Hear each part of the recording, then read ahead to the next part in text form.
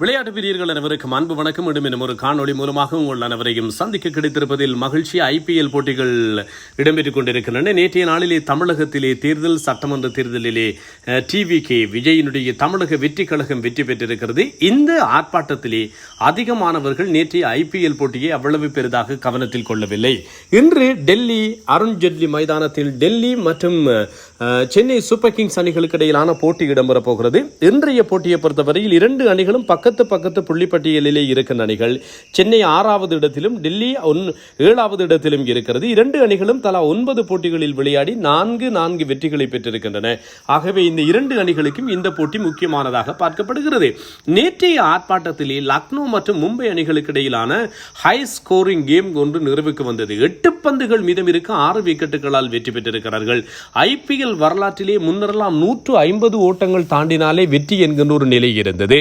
அதை விடவும் அதற்கு பிற்பட்ட காலங்களில் 200 ஓட்டங்களை பெற்றாலே வெற்றி என்கின்ற ஒரு நிலை இருந்தது. ஆனால் இப்போது 200க்கும் மேற்பட்ட ஓட்டங்கள் இந்த IPL தொடரிலேயே ஏராளமாக சேசிங் செய்யப்பட்டிருக்கின்றன. ரெக்கல்டனும் ரோஹித் சர்மாவும் அடித்து விளாசி இருந்தார்கள், நொறுக்கி இருந்தார்கள் லக்னோவினுடைய பந்து வீச்சாளர்களை. முகமது சமி, அதே போன்று பிரின்ஸ் ஜாதவ் என்று சொல்லி தரமான பந்து வீச்சாளர்கள் இருந்தும் அவர்களால் போட்டியை தக்க வைக்க முடியாது போனது.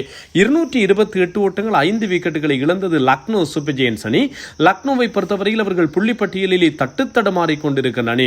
மிச்சல் மார்ஷ் நேற்று ஃபோமுக்கு வந்தார். 3 சிக்ஸர்களோடு 176 ஸ்ட்ரைக் ரேட்டில் 44. ஜாஸ் இங்கிலீஷ் இவருக்கு 8 கோடி தொகை கொடுத்தார்கள். 8 கோடி தொகை கொடுத்து கிட்டத்தட்ட 8-9 போட்டிகள் நிறைவுக்கு வந்ததற்கு பின்னர் தான் IPL போட்டிகளிலே இணைந்திருக்கிறார் என்பதும் இங்கே சுட்டிச் சொல்லக்கூடியது. 13 ஓட்டங்கள். நிக்கோலஸ் பூரான் 21 பந்துகளில் 8 சிக்ஸர்களோடு 63 ஓட்டங்கள். நேற்று நிக்கோலஸ் பூரானுக்கு நம்பர் 3 கொடுத்து பார்த்தார்கள். ஒர்க் பண்ணி இருக்கிறது மிகச்சிறப்பாக. கடந்த போட்டிகள் எல்லாவற்றிலும் சேர்த்து 76-80 அளவிலே தான் ஓட்டங்களை குவித்திருந்த நிக்கோலஸ் பூரான் நேற்றைய போட்டியில் மட்டும் 8 சிக்ஸர்களோடு 21 பந்துகளில் 63. ரிஷாப் பாண்ட் அவர் ஷார்ட் ஃபார்மட்டில் இருந்து அவரை ஒதுக்கி வைக்கலாம் போல இருக்கிறது. 10 பந்துகளில் 15. எய்டன் மாக்ராம் 25 பந்துகளில் 31. அன்ஷாட் ரகுவன்ஷி 11. ஹிமாட் சிங் 31 பந்துகளிலே 40 ஓட்டங்கள். பந்து வீச்சை பொறுத்தவரையில் 2 விக்கெட்டுகளை கார்பின் போஷ், கசன்ஃபார், வில் ஜாக்ஸ் ஆகியோருக்கு ஒவ்வொரு விக்கெட்டுகள் கிடைத்தன. நேற்றும் பூம்ராவிற்கு விக்கெட்டுகள் கிடைக்கவில்லை. மொத்தம் இவர் பூம்ராவை பொறுத்தவரையில் பூம்ரா விளையாடி இருக்கின்ற ஆட்டங்கள் 10 ஆட்டங்களிலே விளையாடி இருக்கிறார். 3 விக்கெட்டுகள் தான் கிடைத்திருக்கிறது. தீபாக் சகாருக்கும் நேற்று விக்கெட்டுகள் கிடைக்கவில்லை. இருவருமாக 8 ஓவர்களில் 88 ஓட்டங்களை விட்டுக் கொடுத்திருந்தார்கள். அதே போன்று துடுப்பாட்டத்தை பொறுத்தவரையில் மும்பை துடுப்படுத்தாடிய போது ரெக்கல்டன் 8 சிக்ஸர்களோடு 6 பவுண்டரிகள், 32 பந்துகளில் 83 ஓட்டங்கள். இருவரும் சதத்தை நழுவ விட்டிருந்தார்கள். ரோஹித் சர்மா 7 சிக்ஸர்களோடு 44 பந்துகளிலே 84 ஓட்டங்கள். இருவருமாக மொத்தம் 15 சிக்ஸர்களை விளாசியிருந்தார்கள். ஆரம்ப விக்கெட் 143 ஓட்டங்களை பெற்ற விலையில் தான் இழக்கப்பட்டது. 65 பந்துகளிலே 143 ஓட்டங்களை விளாசினார்கள் ரெக்கல்டனும் ரோஹித் சர்மாவும். அதன் பின்னர் மும்பையினுடைய விக்கெட்டுகள் சீட்டுக்கட்டு சரிவது போல் வளமை போன்று சரிந்தது. திலக் வர்மா 11, சூரியகுமார் யாதவ் 12. நமன் டீர் ஒரு இளம் வீரர் தொடர்ந்து பங்களித்துக் கொண்டிருக்கிறார். மும்பையின் வெற்றிகளுக்காக போராடுகிறார்.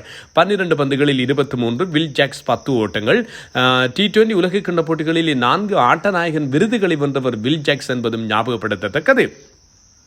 பந்து வீச்சை பொறுத்தவரையில் மணிமாறன் சித்தார் தமிழக வீரர் 4 ஓவர்கள் 47க்கு 2. முகமது ஷமி 53 ஓட்டங்களுக்கு 1. மொஷின் கான் 47 ஓட்டங்களுக்கு 1. பிரின்ஸ் ஜாதவ் 3 ஓவர்கள் 24 விக்கெட்டுகள் கிடைக்கவில்லை. 4 வேகப்பந்து வீச்சாளர்களையும் ஒரு சுழற்பந்து வீச்சாளர்களையும் பயன்படுத்தி இருந்தது இந்த லக்னோ என்பதும் கவனிக்கத்தக்கது. 8 பந்துகள் மீதம் இருக்க ஒரு இமாலய வெற்றி. பாருங்கள், 229 என்கின்ற இலக்கை 8 பந்துகள் மீதம் இருக்க 6 விக்கெட்டுகளால் வெற்றி பெறுவது எல்லாம் ஒரு இமாலய சாதனை தான். மும்பையை பொறுத்தவரை மும்பை 10 போட்டிகளில் விளையாடி இருக்கிறது. 3 வெற்றிகளோடு 9வது இடத்தில் இருக்கிறார்கள். லக்னோ இப்போதைய நிலையில் அவர்கள் 10வது இடத்தில் இருக்கிறார்கள். 9 போட்டிகளிலே 2 வெற்றிகள். பஞ்சாப், RCB, சன்ரைசர்ஸ், ராஜஸ்தான், குஜராத் ஆகிய அணிகள் முதல் 5 இடங்களில் இருக்கின்றன. இந்த 5 அணிகளுமே தலா 6 வெற்றிகளை பெற்றிருக்கின்றன என்பதும் கவனிக்கத்தக்கது. 6வது இடம் சென்னை, 7வது இடம் டெல்லி கேபிட்டல்ஸுக்கு இருக்கிறது. கொல்கத்தா 9 போட்டிகளில் 3 வெற்றிகளை பெற்றிருக்கிறது. பொறுத்திருந்து பார்க்கலாம் என்ன நடக்கும் என்று சொல்லி இது தொடர்பான விவரங்களை உங்களுக்கு அவ்வப்போது அறிய தருவதற்கு நாங்கள் காத்திருக்கிறோம். ஓரளவிற்கு வளமைக்கு திரும்பியிருப்பார்கள். தேர்தல் நிலவரங்களில் இருந்து இன்று இடம்பெறப் போவது IPL-இன் 48வது ஆட்டம். நான் தரணிதரன். இன்னும் ஒரு காணொளியில் சந்திப்போம்.